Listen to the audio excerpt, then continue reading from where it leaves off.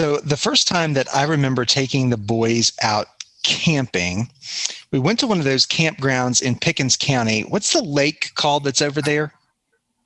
I've forgotten the name of the lake. Jocassee, yeah. It was Lake Jocassee. Okay. And we stayed at a campground that was part of State Park. And the main thing I remember, we tent camped, and that was fun. But the main thing I remember was that the morning after we slept there that night, and the next morning, the only place they had to shower was a pump outside, which was fine because you can just stand there in, swimming trunks or bathing suit or whatever. But the water was ice cold. And that just about soured Jeffrey on camping for the rest of his days. Although I think the Army has forced him to do it whether he wants to or not. But but it was a fun trip other than that. And we went camping several more times, but we always made sure that there was going to be hot water if we were going to be outside that long. What about you? Did you go camping with your girls? And no, not necessarily. My camping experience as a Girl Scout probably soured some of my experiences too. But I think some of my favorite memories with my girls and my family, we love hiking. And I would wake them up in the middle of the night to go see asteroid showers. We've been hiking to the top of Max Patch in North Carolina for that 360 view, although it was freezing cold and blowing, howling wind. It was just not the greatest day to go up there. But we love kayaking and going to the state parks and just being outdoors. It just changes your mindset. It refuels and it renews the spirit. It's just one of those things that, even when I'm working from 9 to 5 and I can just take a few minutes and just go outside and breathe, take a walk at the end of the day. It's so important. And being in nature does impact how we learn, grow, and progress in our human development. We know that, but how does it do that? And so what is the future of outdoor education? And to help us get on the trail, we have 3 guests, all with a background in the world of outdoor education. We have, first of all, Brad Daniel, then Andrew Bobilya, and Brad Faircloth. Hi, I'm Holland Webb. Hi, I'm Amy Bowen. And you're listening to The Afterword, a conversation about the future of words. All right. Well, let's start, if we could, by having everybody give just a Cliff Notes version of your story and what you're currently working on. So, Andrew, how about we start with you and you tell us first how to pronounce your last name and then the Cliff Notes version, if you would. Great. Well, you were pretty close. It's Bobilya, Andrew Bobilya, and I am part of the founding members of Second Nature Trec. Trec stands for Training, Research, Education, and Consulting. And I like to joke that, it depends what day of the week it is as to what my quote unquote day job is. But I also serve as a faculty member teaching in an undergraduate Parks and Recreation Management program and a new master's degree program in experiential and outdoor education at Western Carolina University. And I would say, I guess, the very brief Cliff Notes version around my interest in the outdoors and using experiences in the outdoors to promote growth in other people's lives begins like the stories that both of you have just shared. Growing up, our family vacations were oftentimes trips to state parks and camping outside, sometimes with cold water, sometimes with hot showers afterwards. And that continued in various forms. I was a Boy Scout early on. My father would take my brother and I on extended canoeing trips in Minnesota and Canada. And like many of my students, when faced with some career decisions and the elusive question of what to major in college, I initially started down a different path and then realized that you could actually get paid to work with people in the out of doors. And I had no idea you could pursue this as a career. So that charted the course of working at summer camps and wilderness programs. And now I've been teaching in higher education for about 20 years. 20 years and teaching. All right. Brad F. Brad F. Would you share your Cliff Notes version? Absolutely. Yeah, we have the same struggle during our weekly meetings. Which Brad are you talking to? So Brad F is fine. In some ways, I'm a little bit of the oddball here. I think Brad and Angie would disagree with me, but my background is in psychology and really got started with an interest in children and families and supporting families in handling conflict better for the sake of their children. And then worked for the state of North Carolina for about 5 years, supporting children and families with special needs. And then moved into higher education, back into higher education as a faculty member at Montreat College. And that's where I met both Andrew and Brad. And so my interests in the outdoors are, I think, centered around activities. I've always loved being in the outdoors and primarily conducting research around how outdoor experiences affect people. So do all three of you teach at Montreat? I'm currently at UNCA as a visiting assistant professor, but that's where we all met, was at Montreat College. Okay. Yep, and I'm at Western Carolina University now for the last 6 years. Okay. All right, our last Brad. I like that. Our last Brad.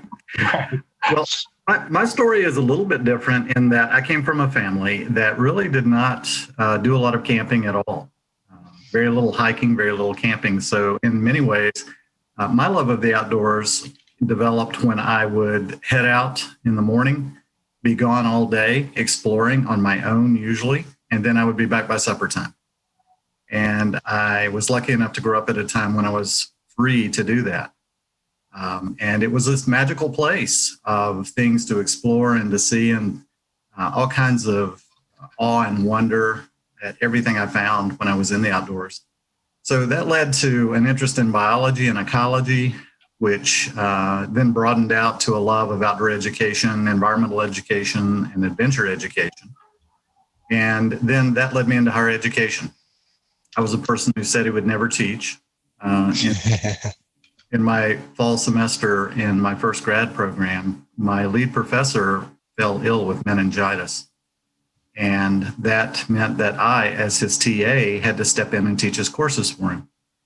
And a funny thing happened on the way to the forum, right? When I got in front of the classroom, I fell in love with teaching.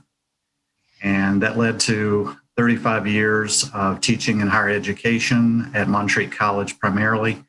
I was chair of the Environmental Studies Department and co-chair and then chair of the Outdoor Education Department there. I'll be teaching a couple of courses in the new master's program that Andrew referenced over at Western Carolina University. And I still have a love of teaching. It's still what I consider to be my passion.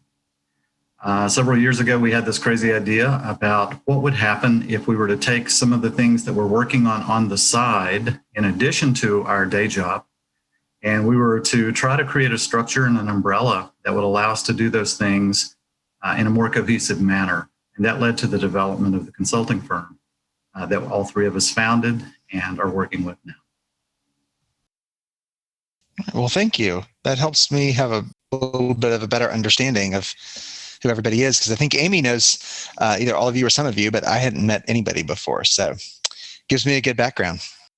Absolutely. All right. So we've done our little Cliff Notes version of all of our guests at the Afterword table today.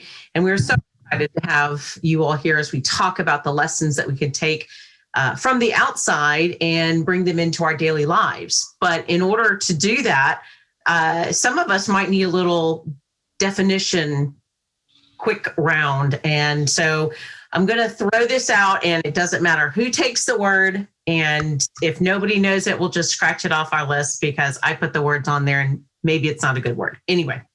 All right. So outdoor education. First of all, somebody take this term, risk management and benefit.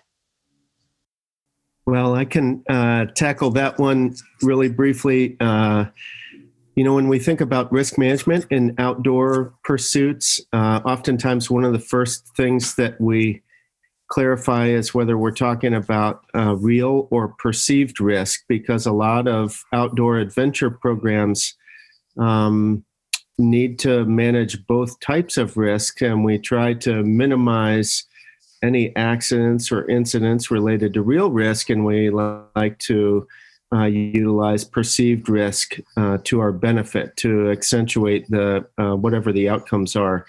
And you're constantly in a weighing the options when you think about risk management and benefits. And sometimes the wisest thing is not to go or not to do whatever you had intended to do. But it's I think the final comment I would make is it's very situational.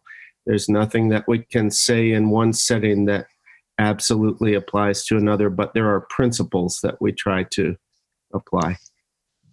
Okay, that helps a little bit. I can see the difference between the real and perceived risk. That makes perfect sense. All right, next one, guide. There are a lot of types of outdoor guides, but in general, guides tend to show people the way to particular locations that they might be interested in traveling to.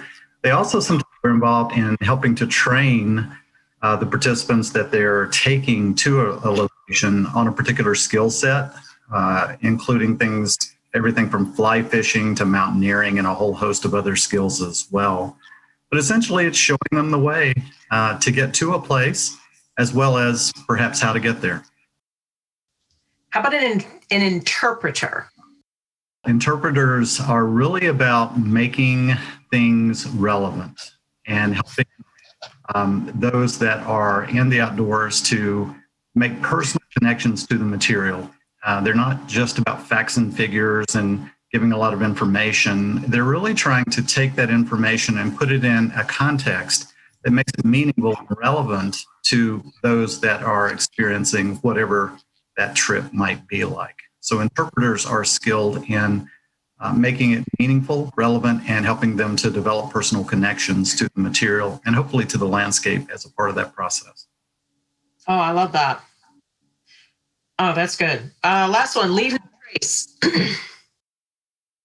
Well, Leave No Trace started as around this idea of minimum impact practices, trying to leave as little of an impact or a trace wherever we have been traveling or spending time as humans in the outdoor environment. And then later on, Leave No Trace, the formal organization, Leave No Trace, a Center for Outdoor Ethics, was established and continues to this day worldwide, working to disseminate information and training to help people think about how to minimize their impact, not just in the backcountry, but also in their neighborhood parks and their quote unquote backyard. Oh, that's awesome. All right, enskillment. Well, if you think about someone on the spectrum from not knowing anything about the outdoors with no experience of it to those who are expert guides and teachers of the outdoors, that arc of development, I think, is where enskillment really comes into play. And there is a lot of opportunity within our field to move through that arc. The first thing, obviously, being to get some experience and some exposure to the outdoors with people who know what they're doing and know what they're talking about. But then to progress through that, where that interest may lead to becoming an apprentice instructor, it may lead to jobs in the field, it might lead to higher education, a whole host of things. But there's a progression there that takes place from novice all the way to expert or guide or whatever the end result happens to be as far as the job that one has in outdoor education. Excellent. That makes perfect sense. Ethnography. Well, ethnography is a way of conducting research about a group of people to study their customs and their culture, specifically kind of centered around ethnicity or culture. All right. Holland, I'm feeling so much smarter. Are you? We've got one more, but I am, but I'm wondering how ethnography made it on the list. the connection to people, culture, and maybe somebody can give us a little insight into why that would be a good word on a list on outdoor ed. Anybody? Well, I can't really speak for Second Nature Trek, our company, because we don't do much ethnography work, but we have supported graduate students, for example, who are interested in studying different cultures and how they are either impacted by the outdoors or how they interact with the outdoors. And so I think ethnography could be a very large field within outdoor ed. It's just not something that we engage in directly, the three of us. Thank you.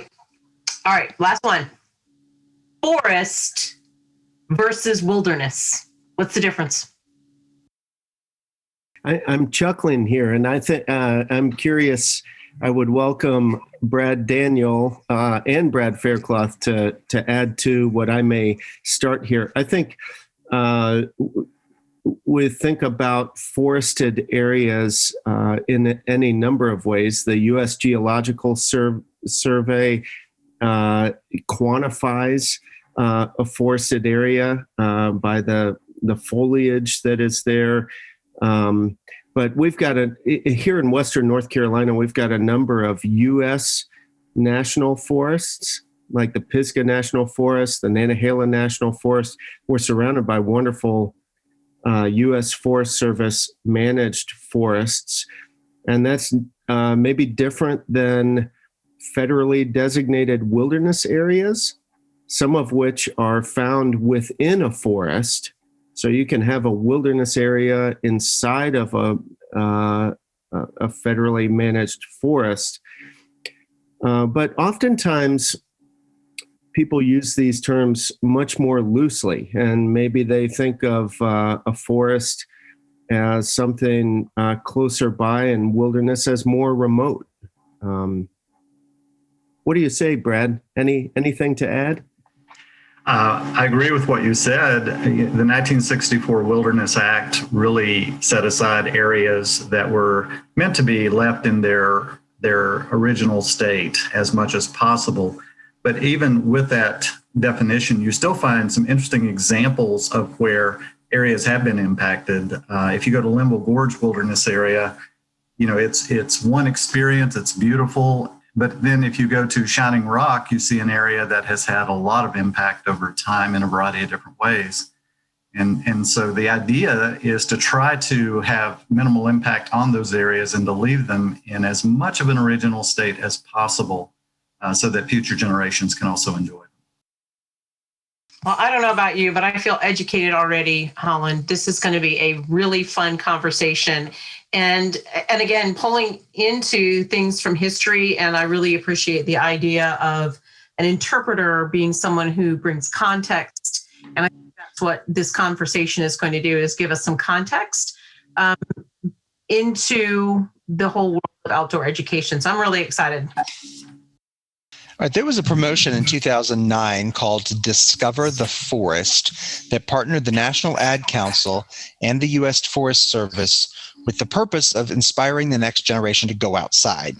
So according to a 2014 Ad Council survey, 83% of parents with children ages 8 to 12 agreed that taking their child to a forest or a park is something they would like to do more often. And 78% of parents with children 8 to 12 agree that finding time to take their child to a forest or park is personally important. What would you say are the benefits for children and families as they experience the outdoors? Any one of you can jump in. Well, I maybe I'll speak just from a general perspective on children and families and engaging in activities together, time spent together. There's a whole host of research that supports both the socio-emotional and academic outcomes for children when they are engaging in regular activities with their parents and with their family. And I think the outdoors just becomes a context for a lot of those opportunities and their enhanced benefits of engaging in some of those activities outdoors. So as long as it's an interest-based activity, it's something the child is inherently interested in, we know that that's the best circumstances to promote development. And so I would just maybe ask Brad and Andrew to jump in on the outdoor side of that. But having parents and children engaged in fun, interest-based activities will lead to a whole host of outcomes, both for the children and the parents.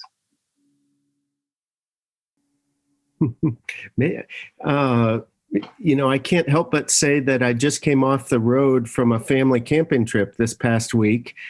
And it was something that we almost decided not to do as we weighed the risks of traveling in the midst of a pandemic across multiple states, and the benefits that we often realize and we know very personally as a family. But, in short, I can tell you it just affirmed what Brad Faircloth has just shared.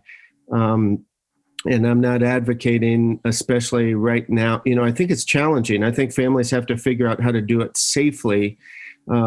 We felt comfortable as a family hitting the road. We took our kids down to the Florida Keys and did some exploring on the waterways down there and camping in a campground.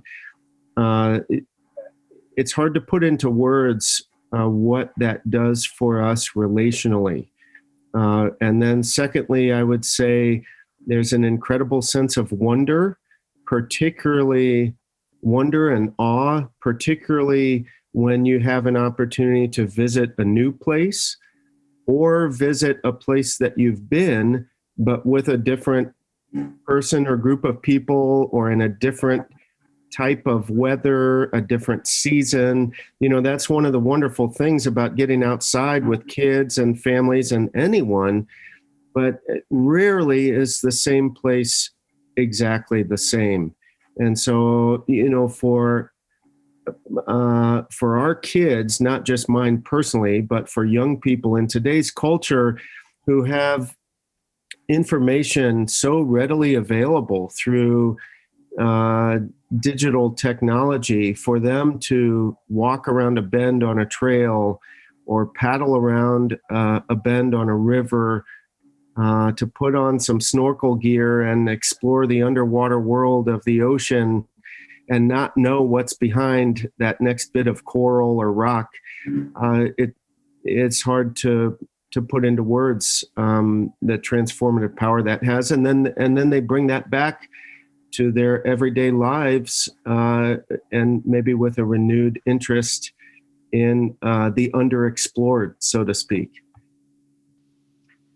Yeah, the magic really occurs, I think, as Andrew and Brad both alluded to going to a place and seeing it through their eyes instead of just seeing it through your own. I think that's where the magic really happens. I love that. Like you said, it's never the same place twice. My daughter and I just went for a very strenuous hike to Falls Creek Falls. And, everybody kept saying, it's worth it, it's worth it. And the trail for you Montreat people is like the old lookup before they ever put platforms. Okay. That's what this trail is like. And it was absolutely worth it. But we were remarking how different it would have looked if it was the spring or summer with all the leaves on the trees, because now that the leaves were down, we could see straight through to these falls. And, just having that wow experience was phenomenal. So I really appreciate that, Andrew. That's a good word. All right. So you guys are all experienced and, you've done a lot of outdoor stuff, but what would you tell the novice, that person who wants to go exploring the forest, the wilderness,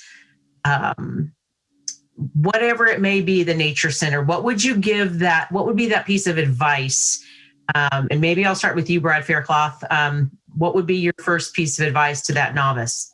Oh, my first piece of advice might be to listen to these next two, because I am that novice in some ways. I think having, as Andrew said earlier, having a really healthy sense of curiosity, and then also being able to balance, potential risks, whether it's out on the river or out on a hike, just knowing what you're capable of, taking proper equipment, letting people know where you're going. I think these are, for me as a novice, these are things that I make sure to do. And I'm just speaking about, engaging in outdoor activities with my family. So I'd be curious what Brad and Andrew would recommend. I'm going to take good notes. Okay. You guys are up for the challenge. Go for it, Brad Daniel. Well, if we're talking about novice and wilderness, my first piece of advice would be to tell them to not hike alone, but really to go with a group, preferably a group that knows what they're doing, people who have skill sets that are going to be appropriate to the type of travel that they're going to be engaging in, and hopefully people that have also been to the area before. Very, very important to know the trail. If you're doing a hike, to know the trail, what's the elevation gain, what's the elevation loss, what are the potential hazards that you might encounter along the trail. For example, is it an area that you heard there's a lot of bear activity in recently, something along those lines. But I think that's very important to know the trail, do some research about it, but not to hike alone. If you don't have a lot of experience going into wilderness, not doing it alone. And along those lines, one of our favorite films is an old film with Robert Redford called Jeremiah Johnson. And in that film, one of the things that the Robert Redford character, Jeremiah Johnson, does is makes a lot of mistakes in the beginning until he runs into a man that becomes a mentor of his named Faircloth. And Faircloth is this older mountain man who is very weathered and just understands and knows a lot of things about how not only to survive in a mountain environment, but also to thrive in a mountain environment. And so that mentor-mentee relationship develops throughout the film. And I say that because I think that one of the most valuable things that any novice looking to get into the outdoor field can have is a mentor to really help them learn at a regular, gradual pace more and more about the outdoors and about how to live comfortably and survive in the outdoors. That's great. Kind of our word that you spoke about earlier about it being a guide. I like that. Andrew, what would be some ideas for that weekend warrior? What would you be able to say, this would be, as a novice, as a beginner, this would be something good to try?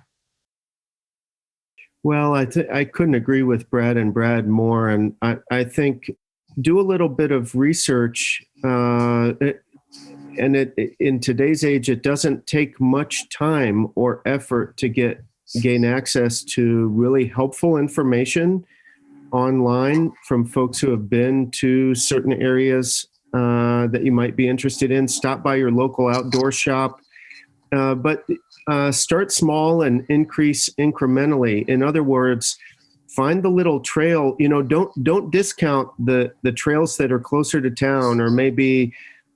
Again, I think there's a challenge in that sometimes they're overused. And so maybe pick a different time of day to go, a different day of the week, but find something close to home, so to speak, and start there. And the same skills that you use to hike the trail just outside of town are the skills that you use on a multi-day, multi-week expedition. The other thing I was going to say, and this is not exactly in response to your question, but I can't help but share it. I think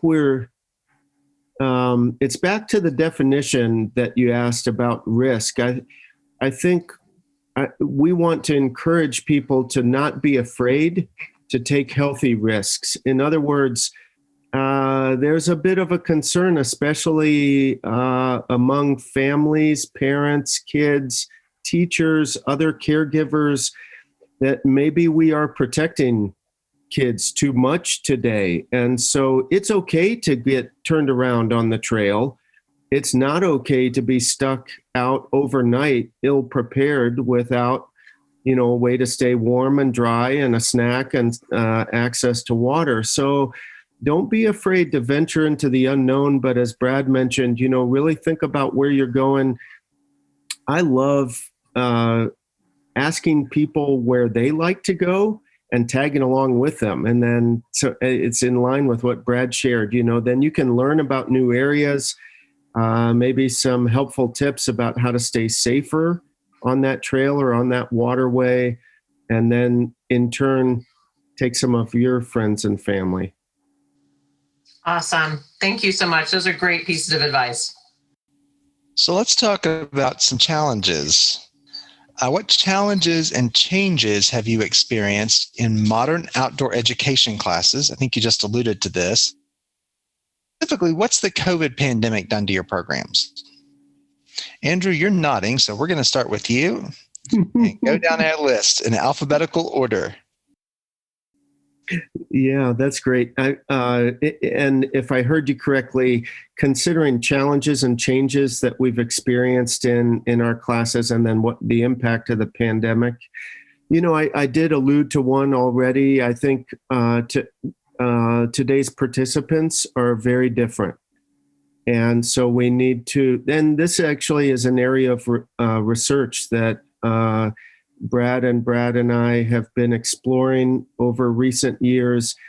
How do we adapt our programming to meet the needs of today's participant versus potentially in certain areas holding on to traditions that maybe are less relevant, maybe in some cases push today's underexperienced participant into an unhealthy state of disequilibrium, so to speak. And so I think that's something really, is getting to know your participants. Even something as simple, a hot topic is the role of technology in the backcountry. Are you going to allow your participants to carry a cell phone or not? Well, there isn't, one's not right and one's not wrong. The thing we would encourage folks to think carefully about is, what's the purpose of the outing? And if the purpose is solitude and silence and a chance to really try to disengage from the things that we're so tethered to in our daily life, then maybe having a conversation about the value of leaving the cell phones turned off and only the leaders carrying a phone in case of an emergency, maybe that's important. So, I could go on and on. That could take the rest of our podcast talking about this one topic. I think what gets me so excited about it is not to see it as an opportunity, not to get discouraged, but to think about, now more than ever, experiences in the out of doors are needed. And during the pandemic, and I'll wrap up with this because it was the second part of your question. I think we're seeing that people are turning to experiences in the outdoors because they can stay more safe in a socially distanced or physically distanced manner after potentially spending more time inside and sedentary. We can't wait to get out and get moving and engage with other people in the fresh air. I think related to that, one of the biggest challenges for our public spaces is overuse. And so if we think about outdoor programs, it might be that we have to spend more time thinking about areas that are underutilized to take our students or our participants to those areas, because we're seeing an exponential growth in the public user, the weekend warrior, so to speak, the person who wants to take a break and get out. So those are a few thoughts, but I think it's a great opportunity for us. One of the important ideas that outdoor education promotes, a lot of programs promote this, is the ability to adapt. And it's really important that we are able to adapt and not assume. What I mean by that is that a lot of times we assume that if a particular way of doing a program works now with today's participants, then it probably was done the same way 20 or 30 years ago. And what worked 20 or 30 years ago probably would work with today's participants as well. We can't make those assumptions because, as Andrew alluded to, the clientele are changing, the demographics are changing. Sometimes what they're looking for is changing. And so we have to be able to implement that idea of adapting the program to the type of clients that we are working with and what they're looking for and what they're capable of in the current day. We're involved in some research right now with the North Carolina Outward Bound School, where we're looking at their experiences going back to participants in the very first courses in the 1960s, and then comparing that with experiences in the 70s, 80s, 90s, and 2000s. And it's really interesting to read the responses in terms of what was exciting and challenging and growth producing to those in the 60s and 70s and 80s in the earlier days of Outward Bound versus what some are saying today. So that ability to adapt is just incredibly important. The second thing I would say in relation to what Andrew said was that along with that increase in the use of the outdoors during the pandemic, which I find to be very exciting and challenging in the same way that Andrew does. One of the things that I get excited about is that the outdoors for many people has always held a lot of fear. There's been a fear of going out because they didn't know as much about it as they thought they should. A fear of going out because of what might happen. And I think that one of the positive things maybe that has happened in the pandemic is it's allowed us to kind of go back to appreciating the outdoors even more so. We miss it when we're not able to get out there. And in some ways, that thing which has been seen as a source of fear, the outdoors by some, now is seen as a source of comfort and a place that we really miss and we want to get out there. And it might even feel like a safer place when it comes to all the particulars of the pandemic itself. So there's sort of a perceptual shift that's accompanied this that I find very interesting as well. Brad Faircloth, I wasn't sure if you had anything else to jump in. Otherwise, we'll move on to our last question. Well, I think I would just say our work with Second Nature Trek is in large part supporting other agencies. And we are currently supporting an agency in South Carolina, for example. In the question about COVID or the pandemic and how that's impacted outdoor programs, I think what I've seen and what we've seen is that people are persevering. They're finding ways to continue on. And as Brad and Andrew both mentioned, in some ways, numbers are going up. Opportunities are increasing. The demand or the interest is actually going up. And so that's my perspective here. Love that. All right. So we'll go in reverse order. Brad Faircloth, I'm going to start with you. What is an essential element we need to consider when we think about outdoor education? Well, I hope I'm not stealing some thunder from Brad Daniel, but I'm going to say that outdoor education is not just playing in the outdoors. It's an opportunity to use the environment, natural settings, the outdoors for the context of learning. And for me personally, I think that's an opportunity for learning about, again, family relationships, how to support my daughter best in terms of her interest in the outdoors. And I think just to keep in mind that outdoor education is not just playing, it's an opportunity for learning. It is a lot of fun. I will say that. Well, you did mention interest-based activity. I'm going to come back to that later on, maybe in our second episode.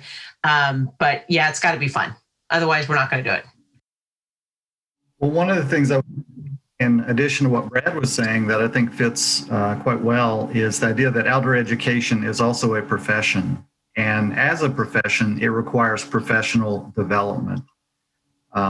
Anything that becomes a profession generally has research that's conducted on it, journals and scholarly literature that is devoted to it, a credential or certification or accreditation process that is involved in a training sequence. And outdoor education has all of these types of things that really define it as a professional field instead of just playing in the outdoors. And that's not to minimize playing in the outdoors, because that's a wonderful thing too. But outdoor education, I think, has a lot of things that people do not always recognize as defining it as a professional field. And there is an enormous amount of literature out there that really supports the multiple benefits of taking groups into the outdoors and experiencing things that I'm sure probably talk about a little bit more later. But it's in a professional field. Yeah, I really appreciate that idea of a profession. My grandfather, I was just actually reading over some of his papers, and he was talking about vocational education, okay, being a profession, and thinking about the whole child and how all of that wraps into it. I really appreciate that as an essential element, bringing that into the forefront. All right, Andrew, how about you? Well, I might just tag on to what Brad and Brad have shared and say, not only is it a profession, but it's a profession that has grown greatly. Especially here in the United States, we're seeing kind of an aging out of many of the founders of some outdoor education, outdoor recreation, adventure education programs, some of the leading administrators and programmers. So there's great room for growth for young professionals who are interested in marrying their passions and maybe some hobbies that they have with a real societal need. And the last thing I'll say is now more than ever, because we're seeing this increased growth. I think one of the things we don't know yet is on the other side of the restrictions related to the pandemic, what's going to happen for all of these outdoor education programs? There's clearly an increased interest in getting outside, and yet the staff people at many of these places have been let go or had to find other temporary work. And there's an incredible need for professionals to come in and fill the gap now and moving into the time after this pandemic. So it's very exciting.